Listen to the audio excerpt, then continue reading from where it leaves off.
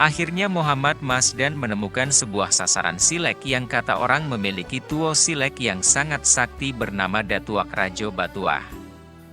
Konon, Datuk Rajo Batuah adalah murid dari para legenda silat yang berjuluk Harimau Nan Salapan.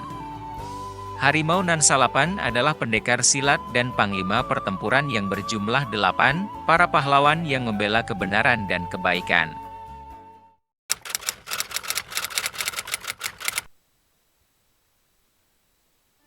Awalnya, Muhammad Masdan tidak diterima masuk dalam sasaran silek milik Datuk Rajo Batuah. Datuk Rajo Batuah tidak sembarangan menerima murid silat. Ketika menerima murid, guru tentu akan disibukkan dengan pengajaran yang menyita waktu. Selain itu, Muhammad Masdan adalah pendatang dari Jawa yang tidak memiliki asal-usul keturunan orang Minangkabau. Muhammad Masdan tidak menyerah. Berhari-hari dan berminggu-minggu ia berusaha untuk bertemu dan bertatap muka dengan Datuk Rajo Batuah. Usahanya tidak sia-sia. Datuk Rajo Batuah akhirnya mau menemui Muhammad Masdan. Di dalam sebuah ruang, Muhammad Masdan dipanggil, dan kemudian ditanya oleh sang datuk. "Apa hendak engkau bertemu denganku?" tanya sang datuk. "Hormat kepada datuk, aku ingin belajar kepada engkau," jawab Masdan dengan penuh keyakinan. Biasanya, Datuk Rajo Batuah segera menolak. Tapi, melihat paras dan kelakuan Muhammad Masdan yang tulus dan jujur serta sangat hormat, Datuk ingin lebih menyelidikinya. "Apa tujuan engkau belajar silat?" Datuk lanjut bertanya. "Karena aku mencintainya," jawab Masdan mantap. "Apa alasan engkau mencintainya?" tanya sang datuk kembali. "Karena silat adalah hasil usaha manusia, menunjukkan ketekunan dan kepandaian seseorang yang perlu dihargai dan dilestarikan. Dengan melestarikannya berarti menghargai leluhur dan pendahulu kita," jawab Muhammad Masdan dengan jujur. Datuk Rajo Batuah terdiam sebentar. Jawaban dari seorang Muhammad Masdan adalah jawaban yang mungkin ia tunggu-tunggu sejak lama. Banyak pendekar hanya ingin menjadi terkuat, sehingga sering melupakan nama guru-gurunya. Bahkan, banyak yang mengaku menciptakan gerakannya sendiri tanpa guru. "Sudah belajar apa saja engkau selama ini, dan kepada siapa saja?" tanya Datuk lebih menyelidiki. Dengan jujur dan terang, Muhammad Masdan menceritakan pengalamannya, aliran silat apa yang ia pelajari, kepada siapa ia belajar. Semua nama yang ia jadikan guru atau ia anggap guru tidak lupa untuk disebutkan. Jawabannya menunjukkan betapa Muhammad Masdan sangat hormat kepada orang yang telah mengajarinya silat. "Engkau bukan orang Minang, walau aku tahu dari gerak-gerik perilakumu engkau adalah bangsawan," Datuk menyampaikan ungkapan hatinya. "Tidak sembarang orang bisa menerima warisan seluruh ilmuku, hanya diturunkan kepada bangsawan Minang," lanjutnya.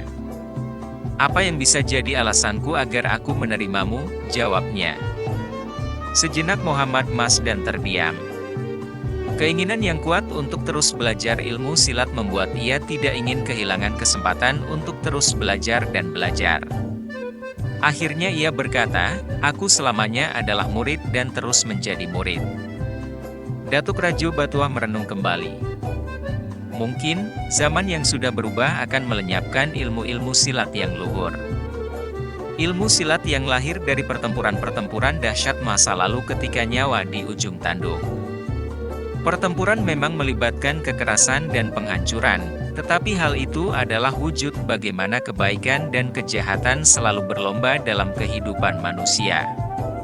Ilmu-ilmu itu seharusnya tetap lestari, tetapi bukan di tangan orang jahat yang hendak menguasai.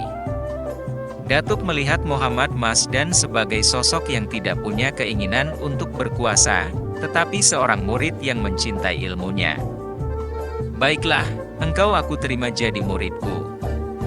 Tapi ada syaratnya, dan engkau harus memenuhinya," ungkap Datuk Rajo Batuah. "Baik guru, apapun syaratnya akan aku penuhi," sahut Masdan dengan riang dan lega. Syarat yang diberikan Datuk Rajo Batuah tidaklah berat bagi Muhammad Masdan. Salah satu syarat agar ia belajar ilmu batin atau ilmu hati, sudah menjadi pembawaannya saat ia belajar di pesantren Tebu Ireng, bahkan tidak lepas pula di Bandung dan Betawi. Jadi, selain belajar silat atau olah tubuh, ia juga belajar ilmu olah batin. Ketika belajar silat dengan Datuk, Muhammad Masdan selalu kalah walau terus-menerus meningkatkan diri. Sepertinya, ilmu Datuk Rajo Batuah itu tidak ada habis-habisnya. Padahal semua gerakan Datuk terus ia ikuti dan pelajari. Berbeda dengan silat-silat aliran lain yang dengan mudah ia atasi ketika sudah tahu jurusnya. Suatu ketika, Muhammad Masdan yang sangat penasaran bertanya kepada Datuk Rajo Batuah. "Datuk, guruku yang terhormat. Bisakah engkau terangkan mengapa aku tidak pernah bisa seimbang denganmu, apalagi mengalahkanmu?"